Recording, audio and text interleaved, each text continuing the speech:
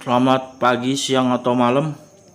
Kali ini aku ajarin cara mengolah sisa adonan pukis yang tidak terjual semua.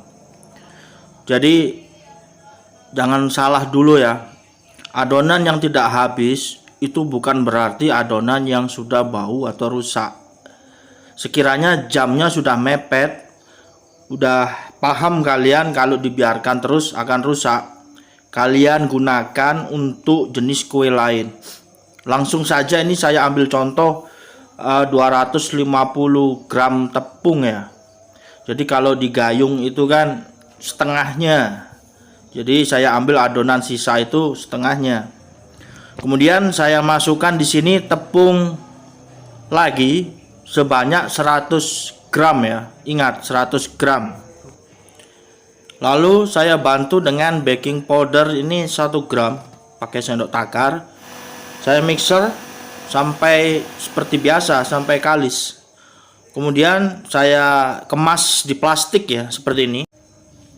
Bertujuan agar saya tuangkan saat digoreng itu mudah, bentuknya juga bisa bulat. Kalian panaskan minyak goreng seperti ini contohnya, api sedang ya. Tuangkan perlahan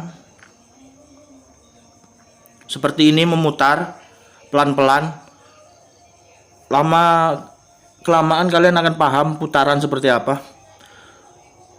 Sekiranya warna sudah bagus, kalian balik. Ini fleksibel ya, kalau kalian suka kering silakan. Kalau kalian suka warnanya sedikit agak putih, silakan. Ini kalau di tempat saya namanya perut ayam. Di Jawa Timur familiar disebut perut ayam. Jadi kue perut ayam. Tiap kota, tiap daerah kadang nama itu suka berbeda-beda. Kalian bisa tuangkan beberapa kali sampai habis. Kalian sesuaikan harga jual nantinya, tapi nanti aku beri tip sedikit ya cara mengolah keuangan untuk adonan sisa pukis ini ya. Kalian simak aja dulu, kira-kira gambarannya seperti ini. Kalau menggoreng mudah kan, cuman diaduk-aduk tambahin tepung, tapi takaran itu jangan ngawur. 250 gram itu kalau kalian sudah ketemu, kalian tambahkan 100 gram tepung baru, terus aduk sampai kalis seperti itu, digoreng, ditiriskan dulu, baru nanti kalian itu bisa kemas, kalian packing seperti ini ya. Nah kalau untuk harga jual, triknya dari saya itu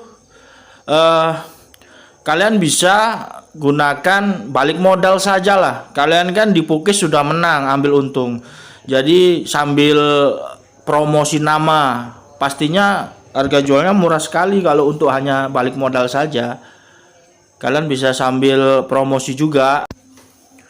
Kalian untuk menentukan harga itu udah aku ajarin ya, ada videoku namanya itu pencarian HPP.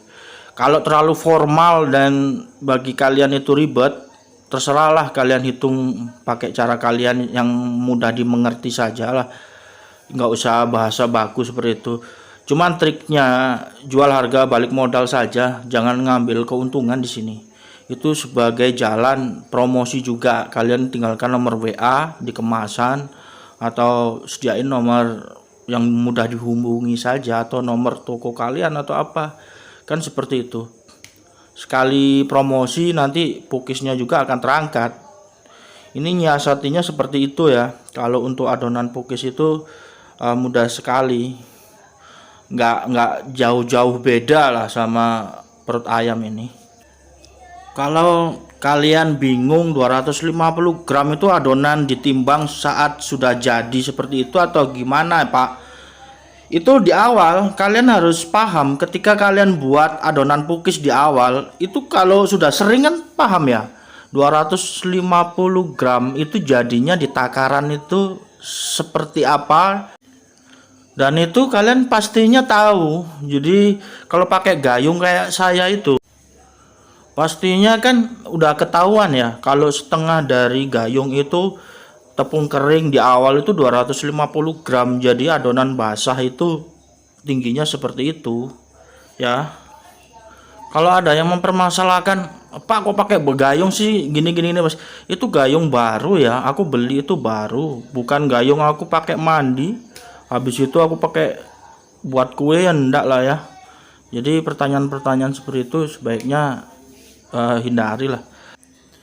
Ini kalian juga bisa sistem konsignasi ya, kalian titip. Biasanya kalau pagi hari kan banyak-banyak seperti ini ya jualan kue basah. Berikutnya ini cara mengolah adonan sisa martabak manis atau hoklopan untuk diolah jadi kue lain. Jadi adonan untuk martabak manis ini bisa bertahan sampai dengan masa terbaiknya 10 jam maksimal ya. Kalau kalian jualan ada sisa, jadi sudah mendekati jam-jam ke-8 atau jam ke-9 ada sisa, kalian bisa gunakan trik ini. Asalkan pengembangnya itu kalian selalu main dicampur saat adonan mau dituang ya, jangan di awal semua. Jadi kalau udah dagang kan lain.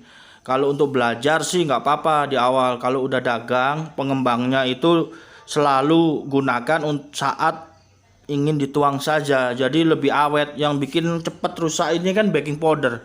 Baking powder itu kan sama seperti soda kue, cuman dia ada tambahan acid. Itu yang membuat adonan itu cepat rusak. Pak, saya masih bingung kenapa kok dibedain belajar sama sudah dagang pengembangnya di akhir. Kalau ditaruh di akhir seperti gula pengembang, ada adonan nggak laku, ini kan menang ya.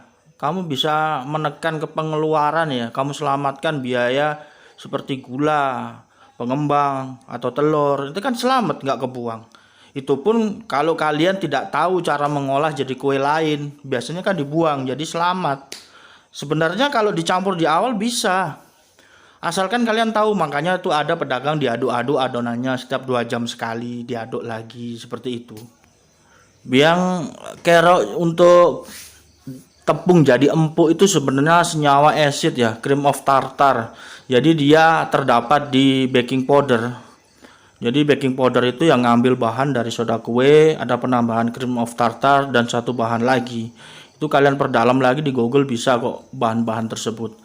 Terus kalau kalian sudah pro nanti itu kalian beli cot aja sendiri. Cot itu cream of tartar, jadi disingkat cot.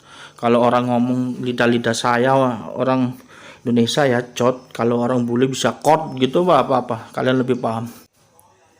Dan cot ini nggak akan bergeming ya, kalau kalian masih nggak bisa nemuin letak kalis itu nggak akan berfungsi sama sekali ya, dia akan cenderung nggak berguna. Jadi harus kalis dulu baru kalian bisa main ini gitu lah ya. Jadi letak keempukan itu juga faktor paling atas itu adalah letak poin di kalis. Siapa yang membuka sedetail itu rahasia kalis?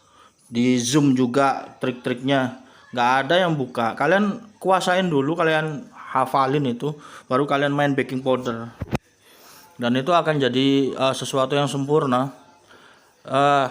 Lanjut next video. Ini aku buat part 2 saja ya, udah 9 menit kepanjangan ini.